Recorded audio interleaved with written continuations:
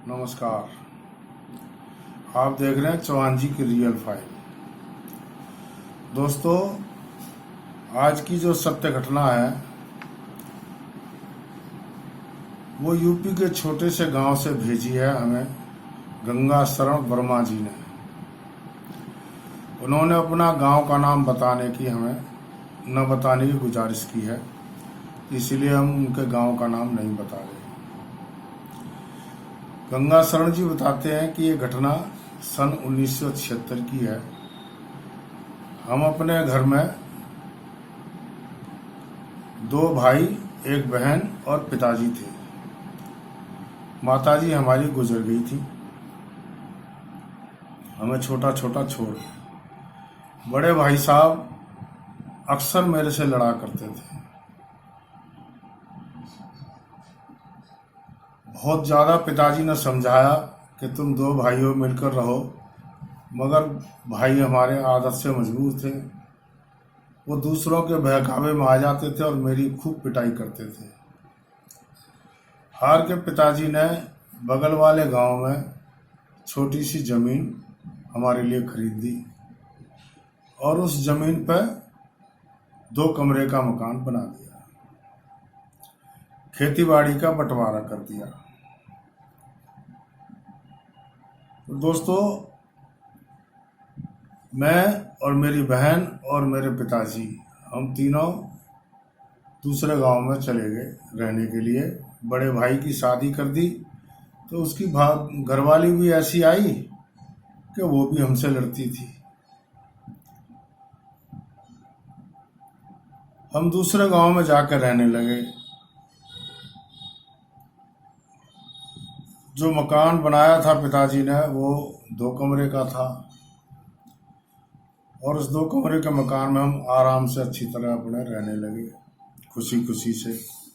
बहन खाना बना देती थी और हम पिताजी और मैं अपने दोनों खा लेते थे। मैं खेती बाड़ी में काम करके आता था। उस जमाने में बिजली तो होती नहीं थी, तो लालटेन और मिट्टी के तेल की डिब्बी जला के उजाला किया करते थे दोस्तों। रात में लालटेन बंद कर देते थे और आंगन में ही सो जाते थे। एक दिन की बात, रात में मेरी आंख खुली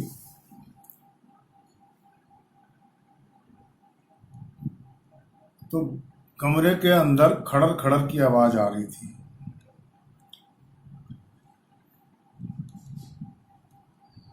मैंने जाके अंदर कमरे में देखा तो कमरे में एकदम घुप अंधेरा था, क्योंकि लालटेन बत्ती हम बंद कर देते थे। मिट्टी का तेल भी बहुत मुश्किल से मिलता था।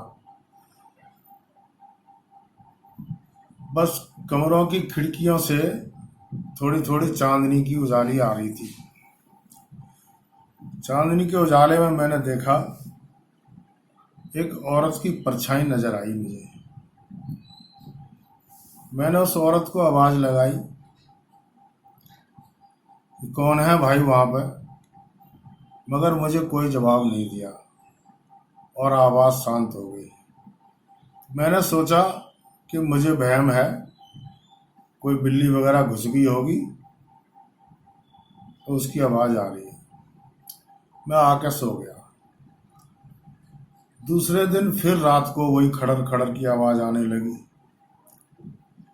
मैं फिर उठा, मैंने लालटेन जलाई कि देखता हूँ भाई क्या है, तो मुझे वही औरत की परछाई मुझे नजर आई।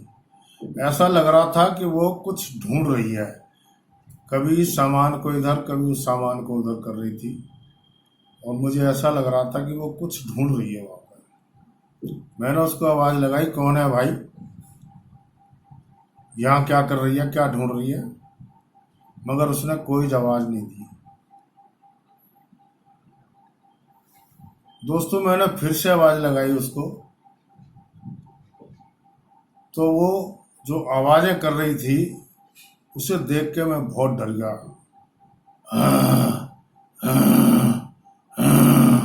ऐसे करके वो आवाज कर रही थी।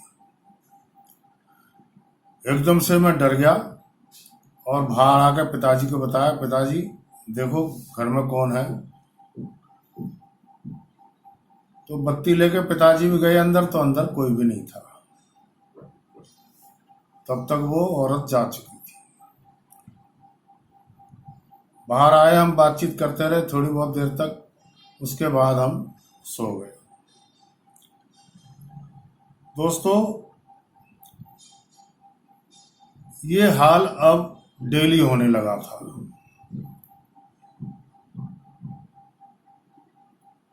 वो खड़र खड़र की आवाज, वो औरत अब रोज ही आने लगी, और घर में ऐसा लगता था जैसे कुछ ढूंढ रही हो। उसको देख के मैं इतना डर गया था कि मैं बीमार हो गया।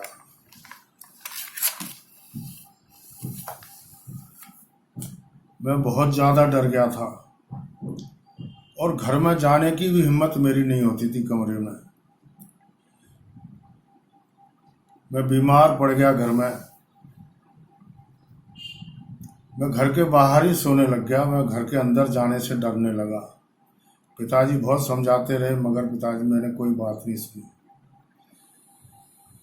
तो थक हार के पिताजी एक तांत्रिक को लेके आए, ओझा को, जो झाड़ फूंक करता था।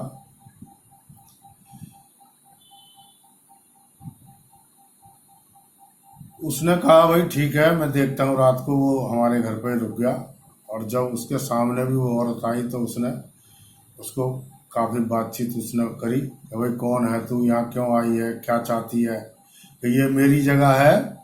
वो कहने लगी ये मेरी जगह है, और मैं अपना सामान यहाँ ढूंढ रही हूँ, मेरा सामान यहाँ गुम हो गया है।